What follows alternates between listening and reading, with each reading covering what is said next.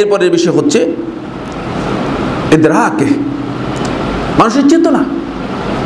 মানুষ একটা চেতনা নিয়ে কাজ করে। আপনি এই সমাজ থেকে, এই মানব সমাজ থেকে, এই সভ্যতা থেকে কোন চেতনা নিয়ে আপনি কাজ করেন? আপনার চেতনাটা কি? কোনো চেতনা নেই, কোনো ধরনের উপলব্ধি নেই। উপলব্ধি বলতে কিছুই নেই। আমরা ইসলামকেও বুঝতে পারিনি, দিনকেও বুঝতে পারিনি। আমার সামনে কোনো মডেল নেই, কিচ্ছু নেই। শুধুমাত্র মসজিদে আসলাম আর গেলাম।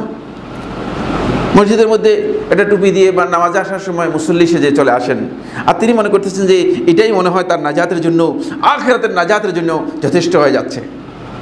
বন্ধুগণ, কোনো চেতনা নেই, কোনো উপলব্ধি নেই, একেবারেই নির্বোধ উপলব্ধিহীন ব্যক্তির মতো। গায়ের মধ্যে সে থাপ্পড় দিল, তিনি অন্যদিকে তাকায় থাকেন, মনে করেন যে নাম কিচ্ছু বড় হচ্ছে, ধরো এর চেয়ে নির্বোধ ব্যক্তি আর কিছুই নেই। এটাকে মানুষ বলে না।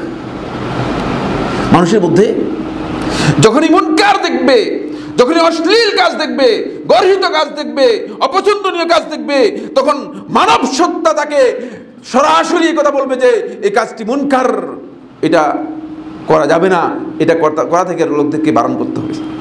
নইলে আপনার এই চেতনা যদি না থাকে, তাহলে আপনি আসলে ওই নির্বোধদের মতো, নির্বোধ যাদেরকে কোরআনে কারীম যাদেরকে নির্বোধ বলেছে তাদের মধ্যে পড়ে যাবে। এই চেতনা আমাদের মধ্যে একেবারেই কেমন আস্তে আস্তে হারিয়ে যাচ্ছে। আমি ধর্মীয় চেতনার কথা বলছি না, মানবিক যে চেতনা রয়েছে সেই চেতনা পর্যন্ত নেই।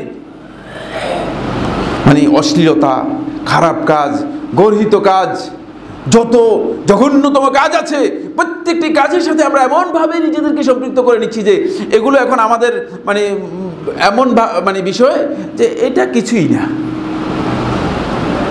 হতে পারে। নিশ্চুপ, কোনো ধরনের চেতনা নেই।